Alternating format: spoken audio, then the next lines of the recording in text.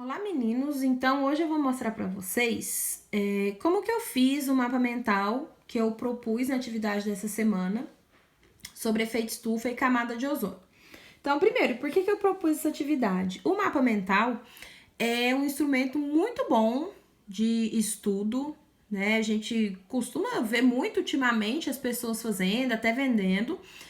E nesse período de aulas à distância, né, que vocês têm muito material de leitura, tem que assistir muita aula gravada, ouvir muito áudio, você organizar essas informações de uma maneira rápida, uma maneira mais atrativa, mais interessante, que você consiga entender, é fundamental. Por isso que eu falei para vocês, evitar copiar esses mapas mentais da internet, porque é uma produção sua.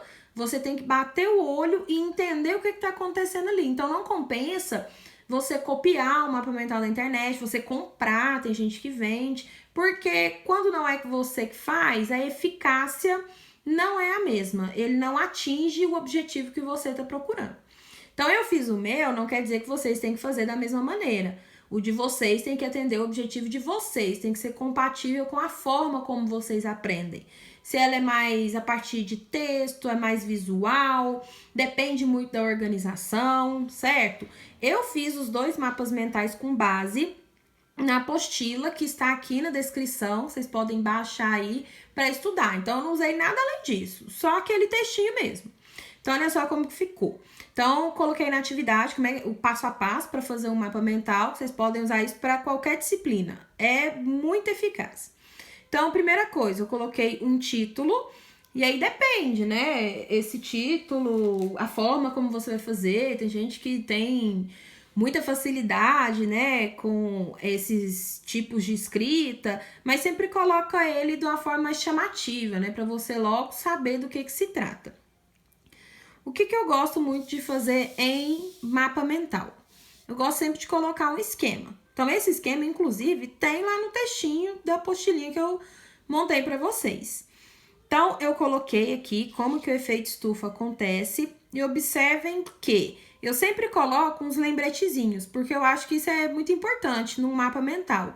Tem quem gosta de mapa mental só com imagem, né, poucas palavras. Eu acho que alguns lembretes são fundamentais. Então, se vocês observarem, na aula, eu vou colocar a imagem do mapa mental inteiro para vocês entenderem melhor. Então, se vocês observarem, ó, coloquei aqui a atmosfera, nela tem os gases de efeito estufa, aí aqui eu expliquei o que são os gases de efeito estufa e expliquei o que está acontecendo, ó. Os gases de efeito estufa, eles permitem a passagem dos raios solares, mas, ao mesmo tempo, eles evitam que todos esses raios solares sejam refletidos. Parte deles é refletido, mas parte fica. E aí, essa parte que fica, esse calor, vai manter a temperatura do planeta.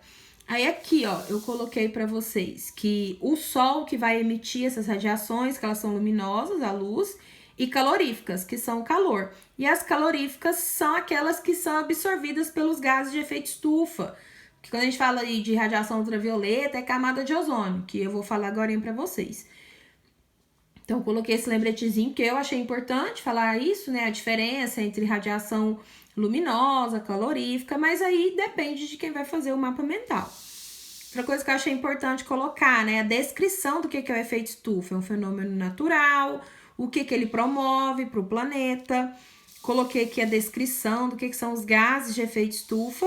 E aqui no finalzinho, eu coloquei qual que é o problema da intensificação do efeito estufa, gerando o aquecimento global que implica em mudanças climáticas.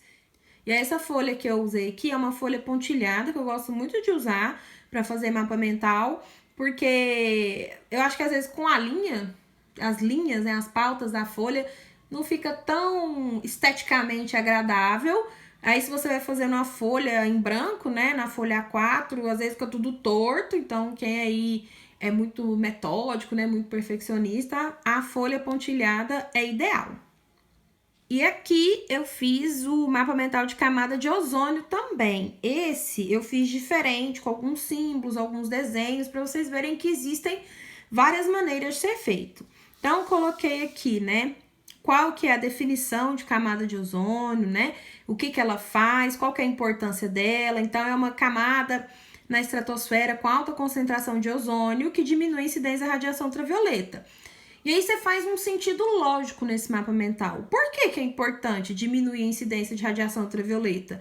Aqui eu venho e explico, porque ela está ligada a câncer de pele, diminuição do sistema imunológico, envelhecimento precoce, todos fatores que são prejuízos para os seres vivos. Aí coloquei também um esqueminha, que eu falei ali no outro que eu acho interessante colocar, né?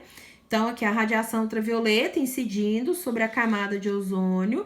Então, quando você tem uma concentração grande de ozônio, essa radiação, ela é muito pouco absorvida, né? Ela é filtrada. E aí, coloquei aqui que essa camada de ozônio está sofrendo intensa destruição. E aqui eu evidenciei para vocês como que acontece essa destruição. Então, os CFCs, que são compostos que têm cloro, a radiação ultravioleta ela incide sobre eles e libera uma molécula de cloro, que reage com o ozônio e transforma ele em oxigênio. E aí, esse cloro volta a reagir com o ozônio e transforma ele em oxigênio. Então, a molécula de cloro destrói milhares de moléculas de ozônio. Também coloquei um lembretezinho aqui, ó, porque nem sempre só um esqueminha deixa bem claro o que você quer, até para você mesmo sendo você que construiu esse mapa mental.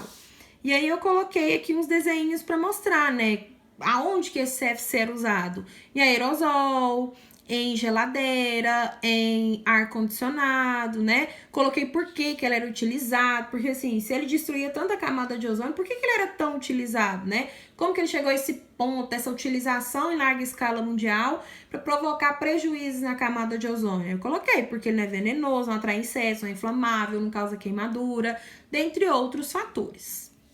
Então, aí vocês observem os mapas mentais, observem o que eu mandei para vocês, façam de vocês e comecem a fazer para as outras disciplinas também, porque esse é um momento difícil e essa é uma alternativa muito boa para vocês estudarem.